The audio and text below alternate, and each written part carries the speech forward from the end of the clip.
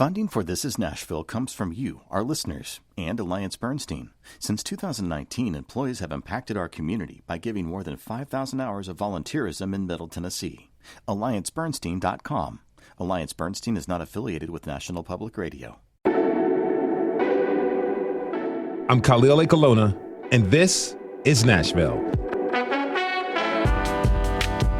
My guest today is multi-genre writer Tonya Abari. The Baltimore native lives here in Nashville, where she works with Porch TN and heads up Nashville Black Storytellers. Later in the hour, we'll dig deeper into her work and creative process. But now, let's learn more about her life and what led her here. Tonya Abari, welcome to This Is Nashville. Thank you for having me. Really, I appreciate you being here. Thank you so much. All right. You're from Maryland. Baltimore. Yes, Baltimore, born and raised. Yes, so we're two Baltimore County people. Yeah, well, I'm from Baltimore City. Baltimore City, I'm from the county. Yes. Okay, so I got a lot of things to say about this. To you, what was unique about growing up in Baltimore? Unique? When people find out that I'm from Baltimore, they automatically think, oh, you're from the home of The Wire. And ironically, I worked on the set as a set teacher. But for me, it was fun growing up in Baltimore. I mean, we were out riding bikes. I mean, early 80s, 90s, latchkey kids. I didn't know what was going on around me, I guess, until I got older and a teenager. So I don't know. Baltimore was pretty dope. I mean, there are a lot of creatives that are in Baltimore, and I always felt nurtured. My teachers throughout elementary school, middle school, and high school, they always bigged us up and told us, hey, you can do anything. You can. And it wasn't until I got outside of Baltimore that I was like, okay, there's a bigger world out here that maybe I'm not ready for. But I don't know. You're from there. Oh, yeah. And so there were lots of ways to get caught up. But thankfully, my parents and community made sure that I was going down the right path, and I stayed on the right path. You know, as in any urban area, and I think in non-urban areas and small towns in America, there's a lot of ways for a young person to kind of get caught up. And I grew up in Baltimore County in Owings Mills, about 5 minutes away from Baltimore proper. It took about maybe a 7-8 minute drive to get to the Reisterstown Road Plaza. Yes. We used to go see movies and stuff. My parents made a specific decision to raise us in the suburbs. So because of their son. It was either move into a co-op in the county or buy a brownstone in the heart of Baltimore. Right. They decided because of their son, because of me, it was just me at the time as their only boy, they were going to make that decision. And where we grew up is an interesting place because it's the Mason-Dixon line. Yes. And so there are these very weird dynamics, racial dynamics that take place there. How did you recognize that at all while you were growing up, or did it take going other places for you to reflect back on your experiences? No, I recognized it very early on growing up. I remember being very early, I think maybe, I want to say 11 years old. Because in Baltimore, we're catching the metro, we're catching the bus everywhere. Yeah. And I attend Roland Park Middle School, which is on the other side of town. I'm on the east side of town, so I had to catch 3 buses to get there. And I remember going into the Roland Park area, which there were private schools over there. There was Friends, Gilman, and Roland Park Country. And so we're city kids getting off of the bus. And that was the first time that I had been called the N-word. And I did not realize the depth of the race relations in Baltimore, and it hit me then at that point. I realized that as Roland Park Middle School public school students, we were made to wait outside in a line before going into Eddie's grocery market, while the other students from the surrounding schools didn't have to wait in a line and didn't have to check their book bag at the grocery store and empty out their book bag before going in the grocery store. So I realized some of those things really, really early on. And then also my parents having grown up during the civil rights movement, and my father also went to Baltimore City College, so he was one of the early classes that integrated in the 1960s at City College. So just knowing a bit of that, I was kind of aware of those things very, very early on. And it's interesting about that because you did have experiences like, hey, you're treated differently than the kids who go to private school who don't look like you all. And so there is that dichotomy of black and white there in Baltimore, but also you see black folks, African Americans, and white folks who are the best of friends. Yes. And had been for a very long time. It kind of muddies up the stereotypes what we've been taught to anticipate when it comes to those situations. And I always find it very interesting. My siblings and I reflect on what it was like to grow up there. And I think it gives us a unique perspective because it's different than what it's like up north. Yeah. And it's very different than what it's like in the South. It's its own little unique place. And not even the entirety of Maryland is like that. I think it's like Baltimore and a couple of the counties close by, Glen Burnie and such. Completely, because going to undergrad in Prince George's County and teaching in the D.C. metro area after I graduated, I'm like, this is two different worlds. We're 30 minutes apart, but Baltimore is definitely clearly different. When people say, oh, you're from the DMV, actually, it's Baltimore because we're just Yes. We see outsiders are like, okay, you guys are like 30 minutes up the street. Like, what's the big deal? But no, it really is two different worlds. So after you graduated from College Park, you said you went to teach. Yes. How did you get an education and why did you make that choice? Okay, so fresh out of undergrad, I started University of Maryland College Park as a journalism major, and my maiden name is Wells. And so I don't know, I've never traced my lineage, but I've always thought to myself, the blood of Ida B. Wells runs through my veins. Okay. I've always loved reporting and bringing the issues from our community to the light. So I was a super excited journalism major, and then I took journalism 201 at College Park, and I was like, okay, never mind. I can't do this. What was the challenge? I'm a very voice-driven writer, and I was putting too much of my own personal stories, and then I didn't know there's a subsection of journalism where you can do that, where it's okay to do that.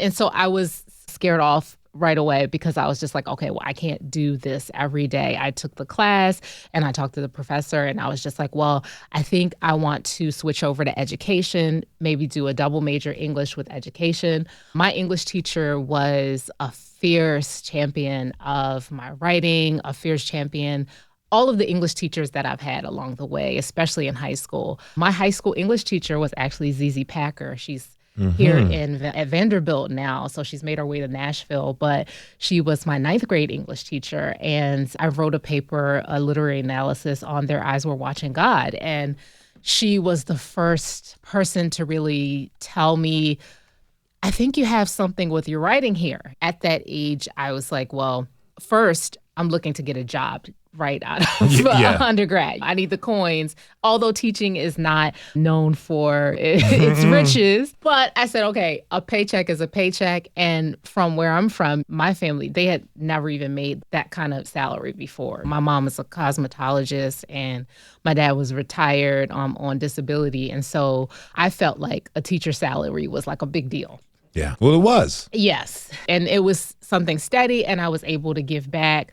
And I always enjoyed working with students. I was a summer camp director and I also volunteered at high schools throughout my time in college. So for me, it was natural to go back into the classroom and I wanted to teach English. And I was so passionate and so I'm going to change the world. I'm going to change the curriculum. I'm going to change how things work. And then I got in the classroom and was like, no, I'm not. What did you learn about being in that classroom? Because I, too, was a young person. I was 26 when I got into education, teaching elementary school in South Central Los Angeles. And you step into the classroom. You want to change everything. You want to inspire these kids and change the world. But like you, I quickly realized, there's a lot to teaching. You just don't show up and make it happen. Yes. What was that experience like for you when you first got there? I think for me, it was a lot of systemic barriers that were in place that didn't allow me to be my full creative self in the classroom. Especially as an English major, I'm walking in thinking that I'm going to bring the literature that I'm growing to love and appreciate and the literature that looks like the body of my students that are sitting there. And of course, this is early 2000s. This is it's a different time now. I mean, of course, they're trying to ban all the books now, but there's a lot more to choose from in terms of curriculum and teaching our kids. When I first started teaching, we had the canon was of Mice and Men, To Kill a Mockingbird. And so was thinking that I was just going to go in and just rock the boat and do what I wanted to do, bring in musicians, do all these things. And I was just like, at every turn, wait a minute, no. And then the challenges of dealing with the emotional labor that came with being a teacher and working with students from all different parts of the world and understanding that their needs are not necessarily being met at a larger scale by all the staff and everybody here. They may not have their best interests at the forefront. And I was 21. Yeah. I was 21 years old teaching high school, and all of my friends were still in school. They were partying, and here I am. I'm like, okay, I got my sweater set on. I'm just trying to come in here, get a paycheck, change these lives, do all these things. And I was just so emotionally burnt out after I taught for 4 years. So I was 25 when I left teaching. But just the systemic that are very deep that needed to be changed at the time. And I'm pretty sure there's still issues with the education system that are the same and definitely different here in the South, too, as opposed to the D.C. area, where I felt it was pretty progressive. I did have a department chair that was supportive at the 2 schools that I worked at, that was supportive of making some of these changes. And they were really excited to have me on board and have these fresh ideas. But they were stressed out too. It's a stressful job that a lot of people don't really consider. And so the adage of those who can't teach, whoever made that up doesn't know what they're talking about, particularly in the modern era of education and what that means. So those are some of the drawbacks. What were the benefits? What did you gain? What did you learn from this experience as a young adult, fresh out of college? And this is, you talked a little bit about some real world experiences you had leaving your hometown, leaving the city. This is some real world experience out there. Yes, absolutely. I learned about myself. I learned about who I was, what my values were through the students. I learned about priorities. I really started paying attention to time at that point, because before it's just like, okay, you're young and you're just waking up and da-da-da-da-da. But as a teacher, I've learned more from the students than I think they might have learned from me. Yeah. A lot of them, they had just had different family dynamics. In Prince George's County, and more so in Montgomery County, I taught at JFK High School in Montgomery County in Silver Spring. I was just introduced to so many cultures and so many students that had different backgrounds. And I wanted to serve them better. Like I wanted to, okay, so how can I help facilitate your learning? How can I help facilitate and get you to the next level? And because a lot of the students too, they didn't have advocates. They didn't have people who believed in them because they were XYZ. They didn't have someone to just say, okay, you can do this. You can do whatever you want to do. Let's connect to this text. Here's a text we're reading. Oh, students will say, oh, this is boring. No, let's find the connection. We can make a connection to everything that we do.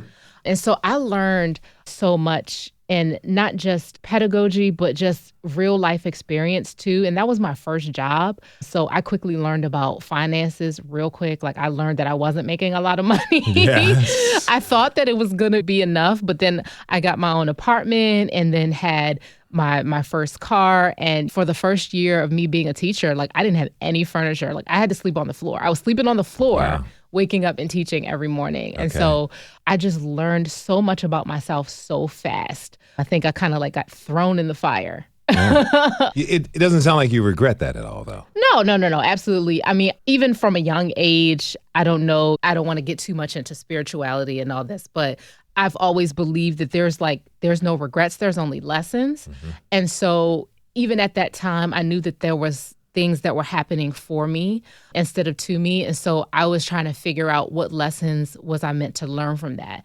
And then even when it hit a period of me being so frustrated with the work, I would get to school and I would sit in the parking lot and cry every morning because I was like, I can't do this. Mm. And I had like the fork in the road. And I was just like, well, if I leave teaching, I don't have an A, B, or C. Like, I don't know what I'm going to do after this. I don't know what's going to happen.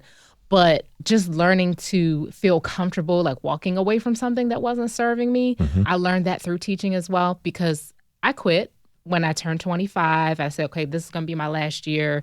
And I finished the school year and I didn't have a plan A, B, or C. I didn't know what I was going to do. And so I started getting into things that I hadn't done when I was a child. What did I want to do when I was a child? Like, what did I enjoy doing? I was in the band. I did dramatic reading. So after I left teaching, I went and joined a theater group in DC. And I was in a play and I was going to practices, and I happened to meet a producer who was producing on the set of The Wire. And the producer was like, have you ever thought about being a set teacher? And I was like, what is that? What's a set teacher? I didn't know what a set teacher was. So she explained. And then I was like, oh, that sounds cool. I would love to do that. And she was like, because I have a production that is we're in progress. And I think you would be great because you're from the city. And I was like, are you talking about The Wire? Are you talking about The Wire? Are you talking about The Wire? And that's how I ended up on The Wire. So it was really like a divine. Yeah. Yeah. when you step out on faith. Yes. That's what happens. I got to go to break, but before I want to ask you, how many seasons did you stay with The Wire as a set teacher? 2. So season 4 and season 5. Okay. And that led off to you doing like The Lion King, Color Purple, Next to Normal, Radio City Music Spectacular. Yes. That gave me the freedom to jump back into writing and to jump back into pursuing my passions. All right. We're going to take a short break. When we come back, we'll get Tonya Abari's thoughts on her new home, Nashville, and what it's like to write for children. You can join the conversation by tweeting us at This Is Nashville. We'll be right back.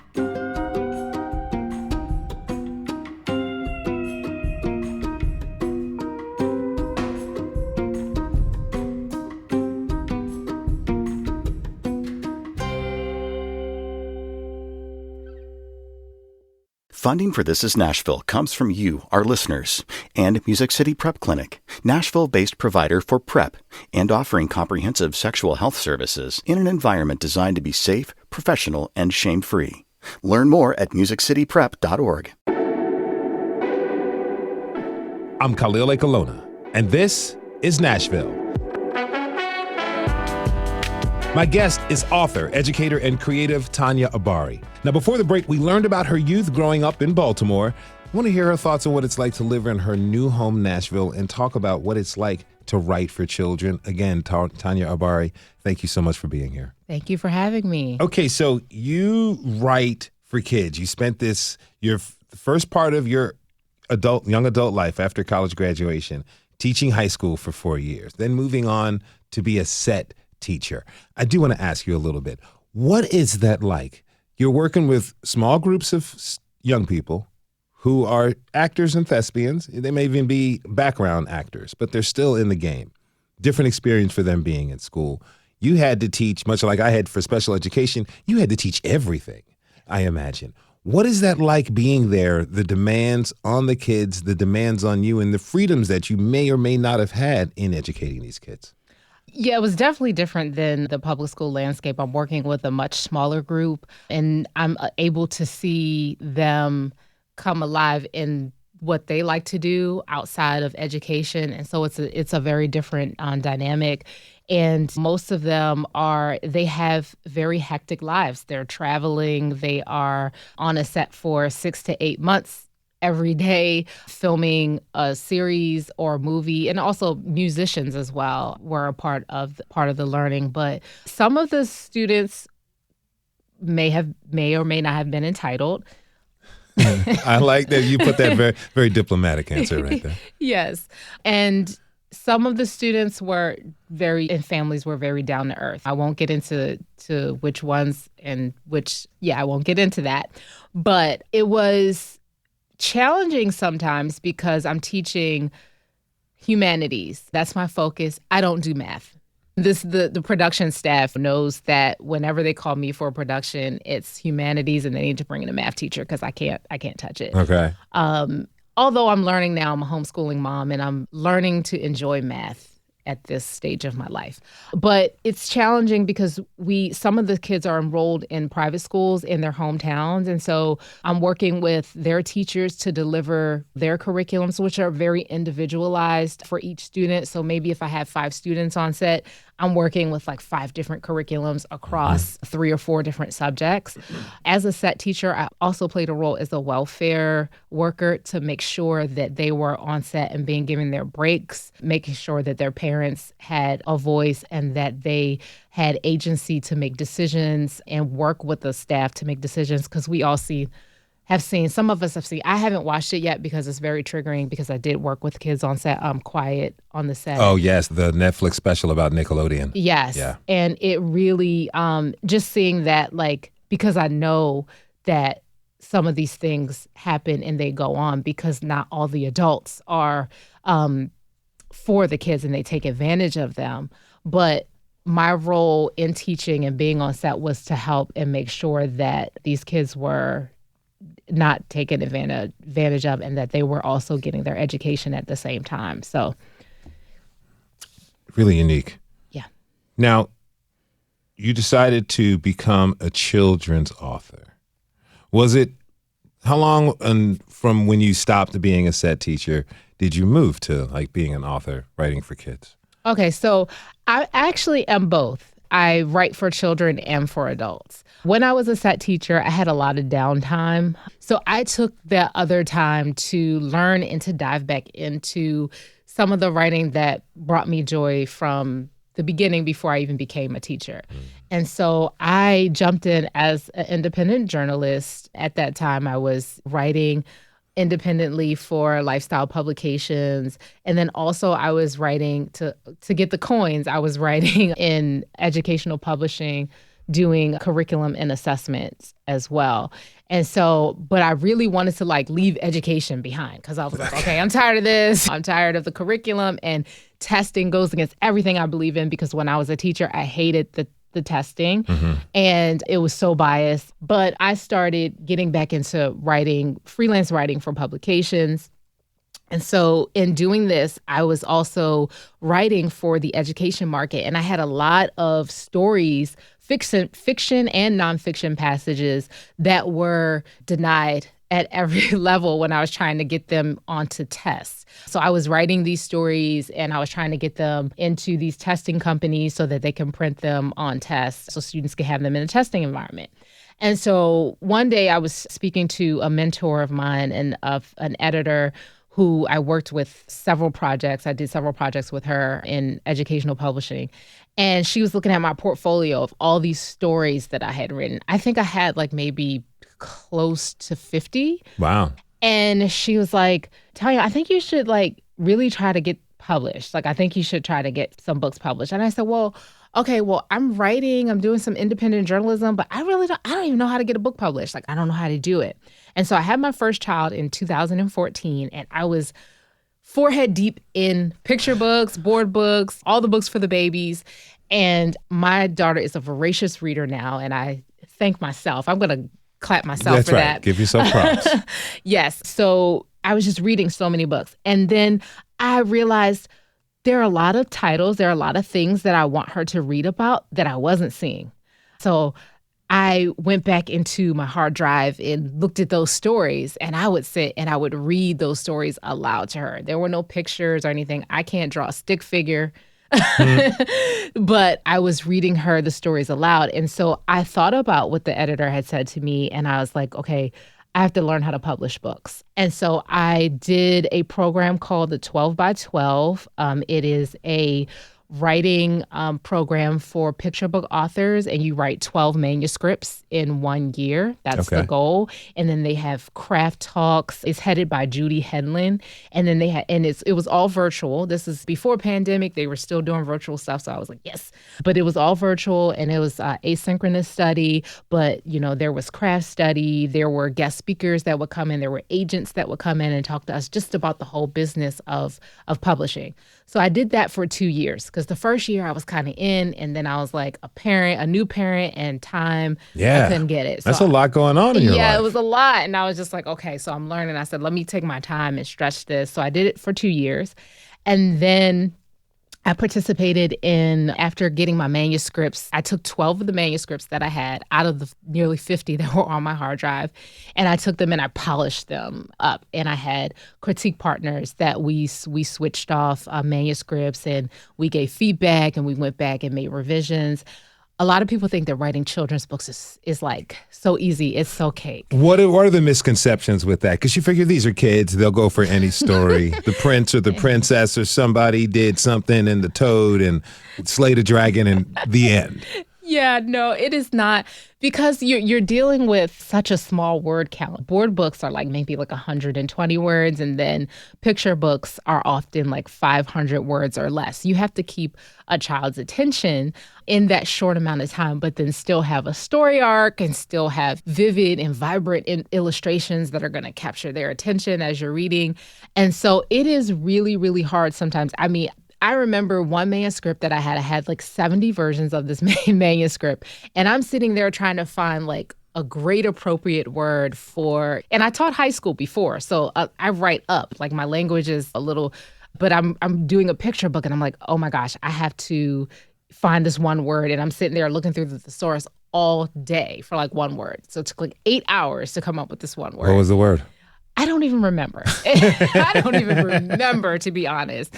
But and that's been something that has been a theme in writing picture books. And a lot of us are faced with these misconceptions because people are like, oh, it's just a book for people not respecting children. Yeah. Oh, it's just a book for children. It's easy. And everyone thinks, okay, I'm just going to write this picture book. But it is really hard crafting it and getting it just right, getting the language, making it sing for children. And putting so many elements, literary elements, into such a small word count is really challenging. I write for both children and adults, and I say all of the time that the picture books and the board books for me are like, they're the most enjoyable to write, but they're also the hardest in terms of revision and going back and revising the books. So, yeah. All right, so you and your family went from Charm City to Music City. Yes. From Baltimore to Nashville. Yes. Why? Why'd you come down here? So my husband, we're dreamers in our family. We roll the dice and we're like, okay, we'll go for it. My husband was working in football administration. He worked for the federal government. And then one day he came home and he was just like, I don't want to do this anymore. And I'm like, cool. And I'm like, where do you want to go? Like, what do you want to do? And he said he played college football. He played football at the University of Maryland. And so I was like, well, do you want to get back into football? Do you want to work in football? And he was like, yeah, I want to work in football. I want to be a coach. At the time, his coaching staff that was at Maryland, some were spread out all over the place. There were some in South Jersey. And I said, come on, let's move up to Jersey for a while and let's just figure it out. So we went to Jersey. We figured it out. He worked at Temple for a couple years. And then the staff left. Football is a very high turnover. Yeah. They move around a lot. One of his coaches that he had in college, James Franklin, was here at Vanderbilt. He'd been hired in 2011. I had never been to Nashville at that point. I was like, well, let's just get in the car and go down there so you can talk to the coach. That's your former coach. We got in the car. We drove 12 hours down here. He talked to the coach. The coach was like, yeah, come on down. We'll take you as a volunteer. And I'm like, cool, let's just do it.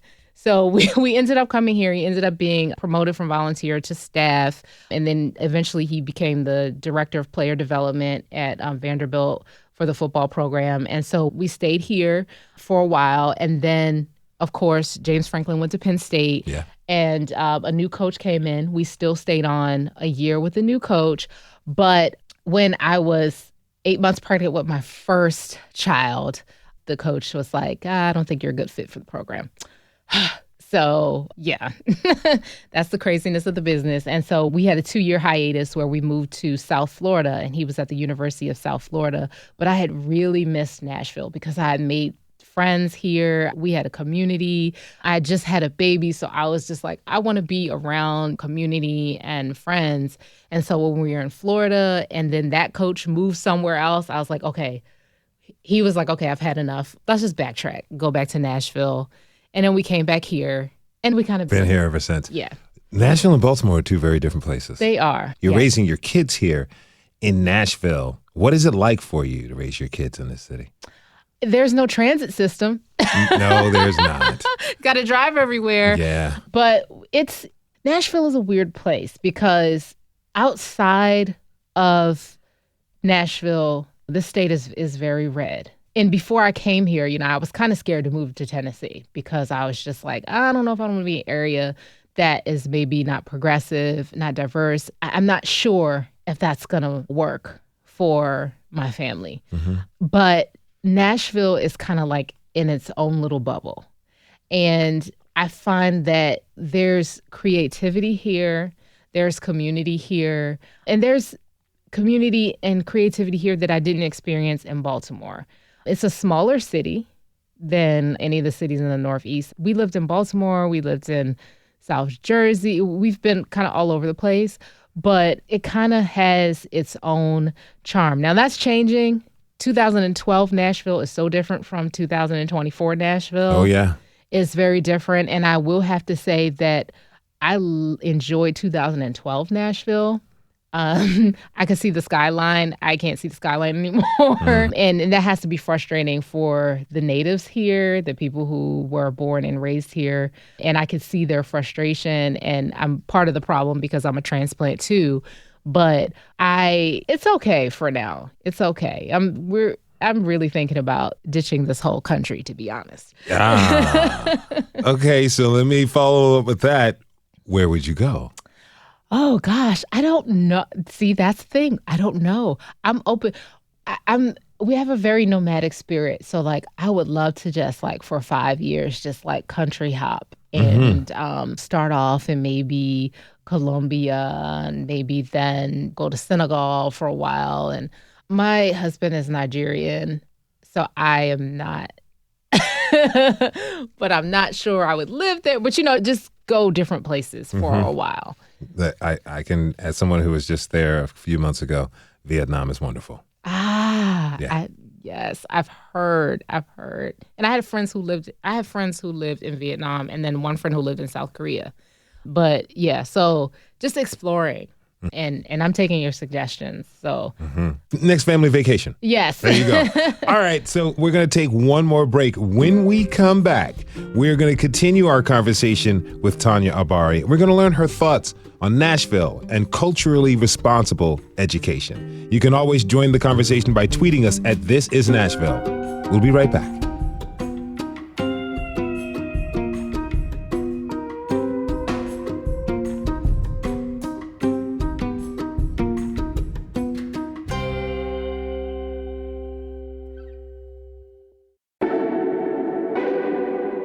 I'm Khalil Ekolona, and this is Nashville.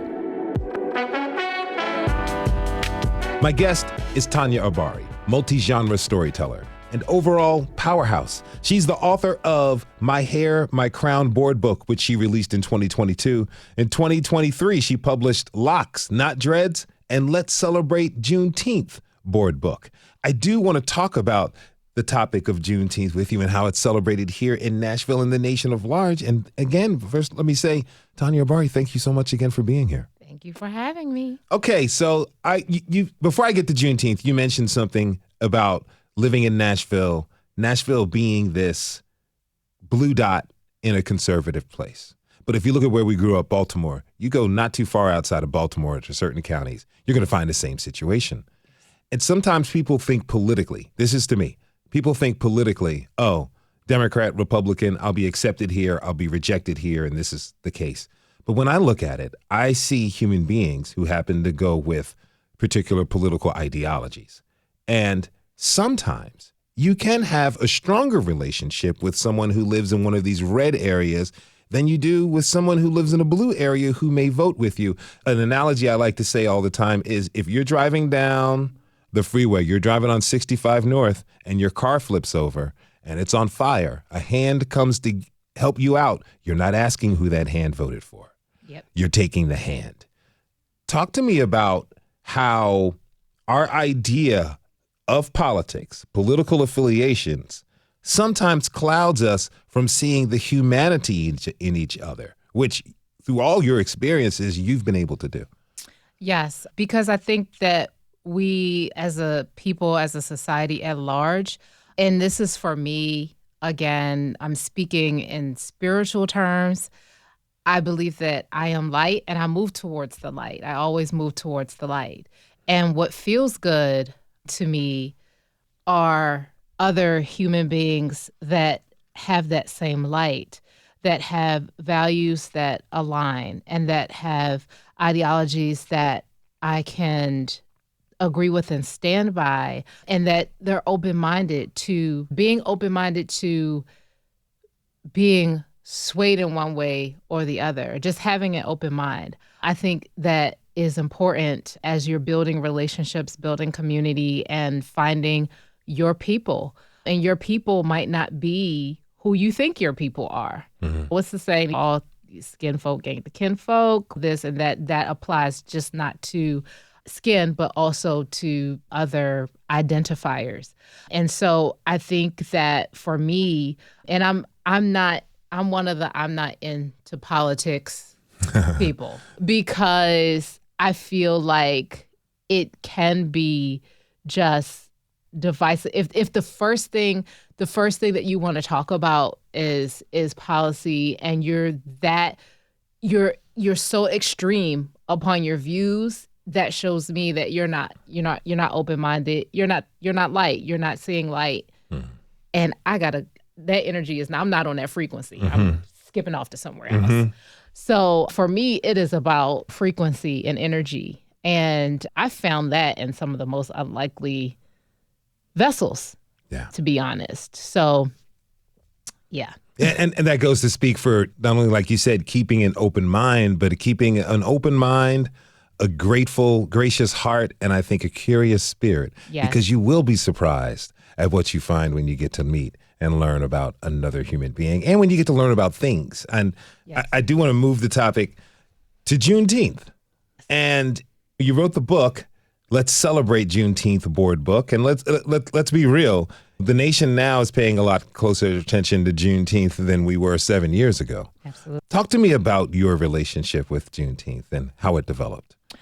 I used to carry shame around this, but now I am just forthcoming and candid with my relationship with Juneteenth. To be honest, growing up, I did not know what Juneteenth was. I went through my entirety of K through 12 education in Baltimore, not knowing about Juneteenth and its significance.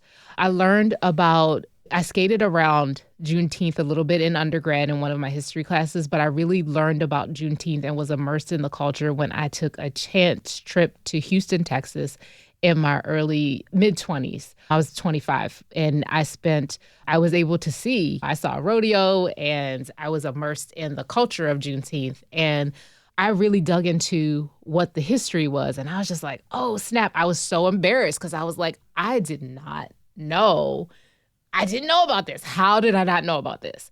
And so for me, when I had children, my first thought was, I'm not going to let them ride out like that. Like they had to know about our history. They had to know about our cultural, the nuances. And I want to make sure that from out the womb, when they're babies, that they're introduced to it in a way that is both educational, but also a way that is honoring and commemorating what our ancestors endured and what they went through. And so I came up with the concept for the board book for Let's Celebrate Juneteenth because I wanted my own children to know about the joy and about the joy of celebrating and why we celebrate Juneteenth, and also the history behind the celebration. And so that's why I came up with the concept with the book. And again, that sat on my hard drive for a while, but was able to get it published in 2023. Another thing, just a quick aside, what people don't understand about picture books is that if you're getting them traditionally published, sometimes they can take anywhere from 3 to 5 years. Wow. To be published, because you have the text and they have to match it up with an illustrator, and the illustrations have to come in, and then the drafts of the illustrations. And so it can take several years before the books come out. So the Juneteenth book, and I hate to say this, but because now we're all seeing 4 years later after the reckoning, but in 2020, the book was purchased and then it came out in 2023. Okay. So now, how does in your mind, how do you see Juneteenth being celebrated here in Nashville? So since we've been here, we've kind of like all of these celebrations, because we do Kwanzaa big in our house too. We've kind of had it like in-house, like we've done it in-house because we weren't like outside in the community. But in 2019, we began going to the Juneteenth 615 celebrations at Fort Negley. I think that's when they started in 2019. I do remember it being before 2020. Yeah, 2019. So we started going to the celebration there. The fireworks. Yes, the fireworks. Yes, indeed. Because I was like, hey, this is Independence Day for us. This is it. We've decided, and we're moving forward. This is Independence Day, and that's how it's going to be. So I think that Nashville has a great Juneteenth citywide celebration with Juneteenth 615. I participated last year as an author. I had a table and I partnered with Black Book Project, and we gave out free books to any kid who came by the table. They got to choose a book, and then also they got to choose a book from the Black Book Project, and they received a copy of Let's Celebrate Juneteenth. So making sure that our children and children all over the city know about Juneteenth, and they're reading about Juneteenth, and along their celebrations has been important for me as well, celebrating here. Now, you mentioned earlier you're homeschooling Yes. your kids. Yes. It's not easy. No. Why have you chosen to homeschool your kids? I was a teacher. I know what that village looks like. No, but in all seriousness, to make sure that my children receive a liberated education, which includes culturally responsive learning, also student-led learning. I want them to be well-rounded, and I want them to be able to explore and have the freedom to explore all that their heart desires. And I know that can be difficult in a traditional public or private school setting. Either one of those things can be difficult to attain in both of those settings. But I know that as a former educator, I'm not trying to replicate school at home, but what I'm offering them is, and in addition to community, because we do co-ops, and they have, that's a misconception that homeschool kids are just so isolated from everyone. They're just not around anyone. But that's the furthest thing from the truth. My kids are so socialized. Okay. It's insane. They will, sometimes we have to hold them back. Like, okay, you can't talk to you. And your husband are driving around enough. Yes. Yes. And so we have them in community where they're able to just be their most authentic and compassionate and loving selves. Because for me, it's important.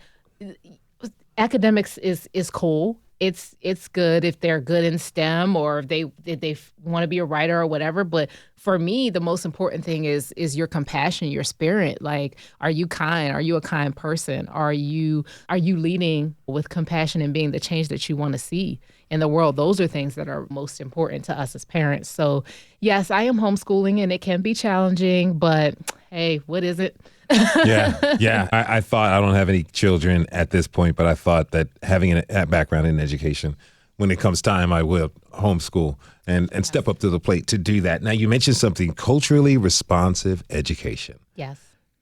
It sounds like I know what it is. Talk to me about that.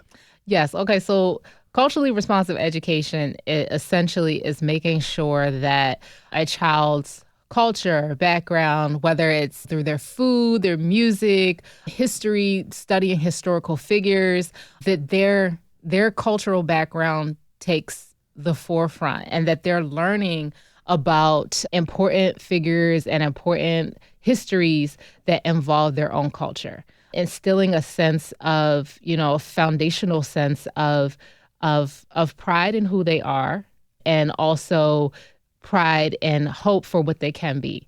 And so for me, growing up in Baltimore in the 90s, I went to a 90-90-90 school.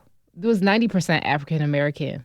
We were heavy on some parts, I will say, because we had a fantastic band. Music education was great, but then the history was lacking. I'm gonna call them out. But just making sure that across all subjects and aligning through all subjects that they are introduced to cultural education as a priority and not as an elective or an extracurricular. But okay, so how does someone do that? Nashville is growing in diversity, right? So how do you, at a school, or let alone one particular classroom of 8th graders, you've got African American students, you've got Hispanic American students, you've got Kurdish American students, you've got white American students, both rich and some who aren't, families aren't.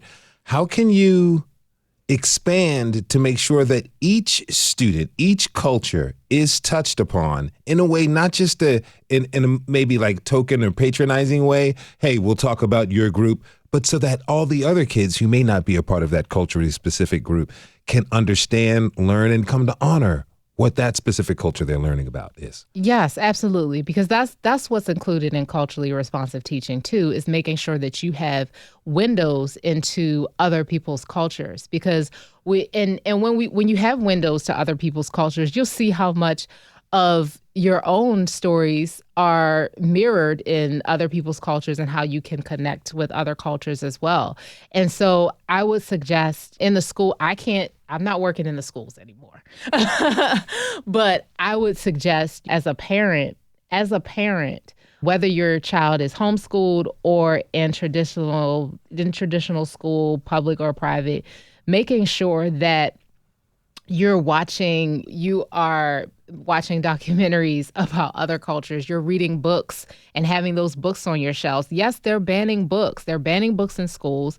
But you can still have the books at home for your kids. Yes, you can still have the books at home for your kids. You can still go to you don't even have to pay for books. You can go to the library and check them out. So making sure that you participate in programs that run in and around our city. I'm going to shout them out because I love Global Education Center. My daughter danced there in her early days of dance. Now she doesn't have anything to do with dance. They have different cultural programs that center on education, celebration. And so just immersing yourself in activities and organizations like that in and around your area that you live in is an important step for culturally responsive teaching and supplementing. And everyone can do it. We're all responsible for the kids. Everyone is responsible for all of these kids. Even if you're volunteering with children and thinking of interesting programs, consult these organizations, consult these groups, and make sure that that there's representation across the board. So if you don't have the money, time, or expertise in teaching, there are ways that you can things and programs to discover to help further your child's education. Because you said something really important that I think, and as a former educator, I think we both get this, supplementing your child's education. My parents did that. My parents went overboard. So for summer vacation, which a lot of kids are on now, you get 1 or 2 books you have to read, prepare a report for that when you get back to school. My parents would dump 3 to 4 additional books on us and be like, write this. They were really active in making sure that we understood where the school might be off when they're teaching us about certain aspects of history and what we're missing, because we learned about Juneteenth from my parents when I was a kid.